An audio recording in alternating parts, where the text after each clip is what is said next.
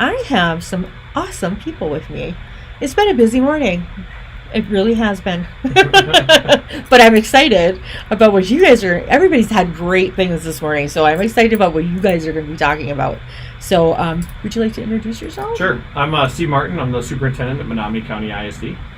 I'm Carrie Ann Westbrook, and I work at the Menominee County ISD in the Prevention Department with the Healthy Youth Coalition and Communities That Care. Wonderful.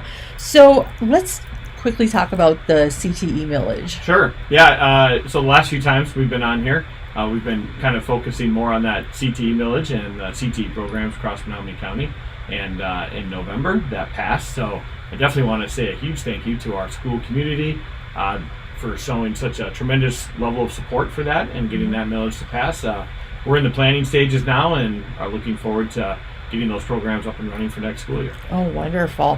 What schools are you going to, is it going to be Menominee and then maybe Northern? So we have the existing programs at Menominee schools that'll be open to all kids inside of Menominee County.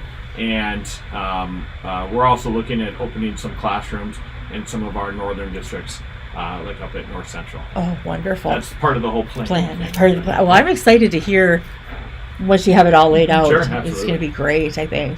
Oh, I love that program because, it used to be called Voc Ed. Back in the day. Back in the day. Aging myself again. But I'm glad to have Carrie Ann here. Yeah. We obviously offer a whole bunch of different services and stuff, so it's kind of exciting to be able to share all of those different facets and the wide array of things that go on through the ISD. Wonderful. So, what is there? Sure.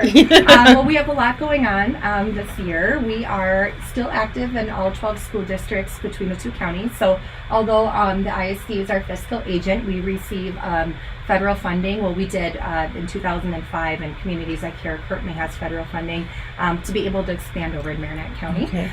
So we are excited that we do still have every subgroup active within those 12 public school districts. And all in all, we have about 250 youth then that are part of the Healthy Youth Coalition within the school districts. And we have about 25 active coalition members through Communities That Care that are adult members that help kind of behind the scene work on risk and protective factor to be able to make the programs and projects happen.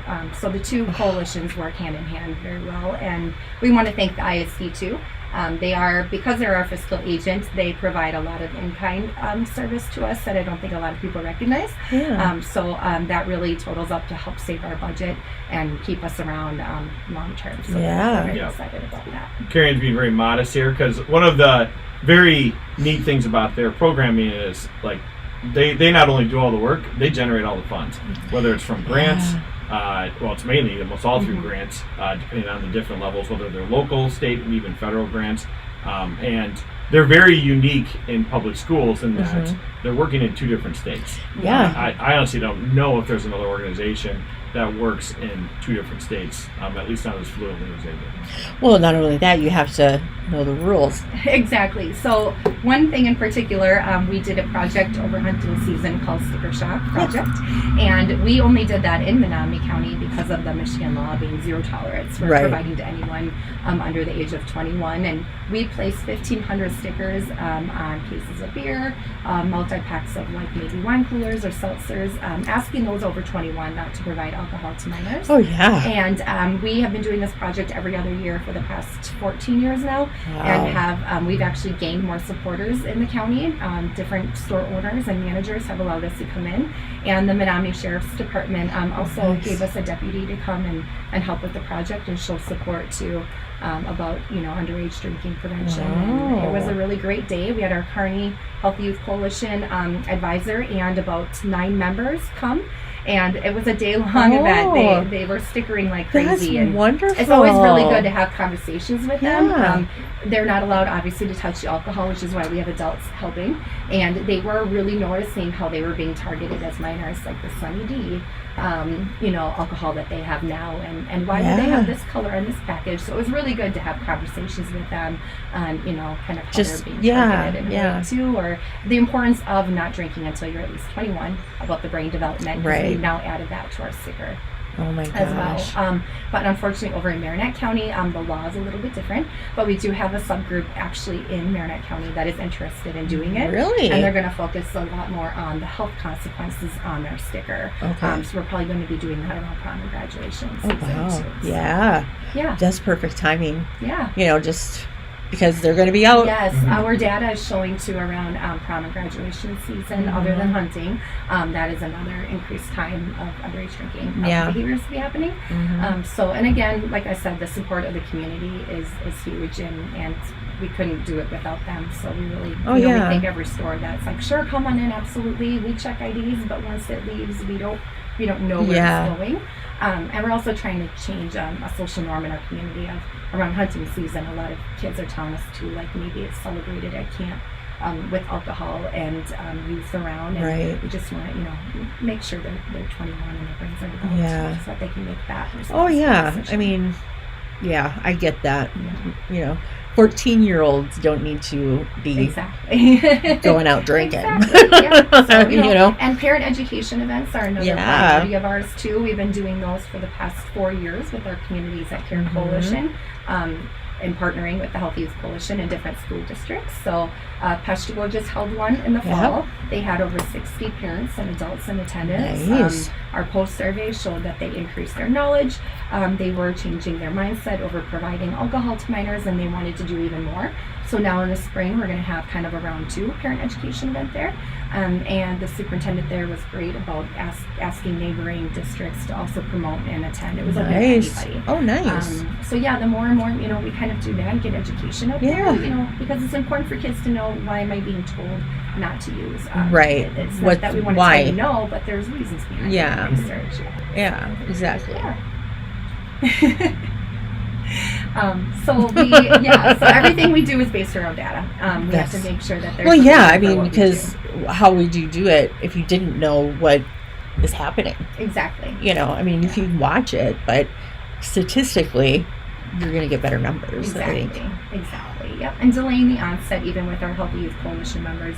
Unfortunately, we only get to work with them through their senior year, but hopefully, we've delayed the onset, gave them education and knowledge, and hopefully they make good decisions. Yeah, hopefully they use those tools that were provided to them, as they move forward. Yep, absolutely. Definitely. Yeah. Well, wow, great stuff, you guys. I love it. Thanks. Absolutely love it. Yeah. Oh, it gets my brain going, my marketing brain. Speaking of marketing, real quick, I want to give a shout out to the Provident Health Foundation. They've made a lot of these other projects possible with our HYC kids, our Communities That Care Coalition. They've really made it possible for us, other than, with the grants, talking about local grants. Local funder that make it possible, and they really believe in our mission and our work. That's wonderful. Yeah, so.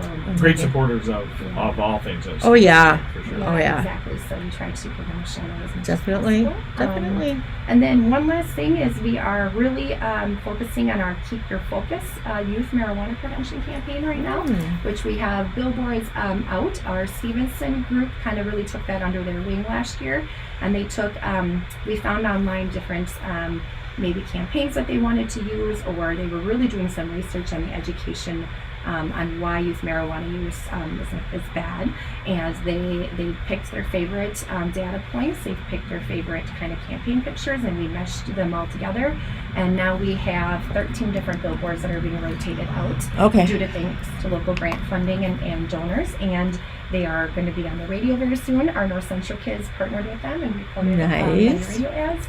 We're doing some social media posts about it.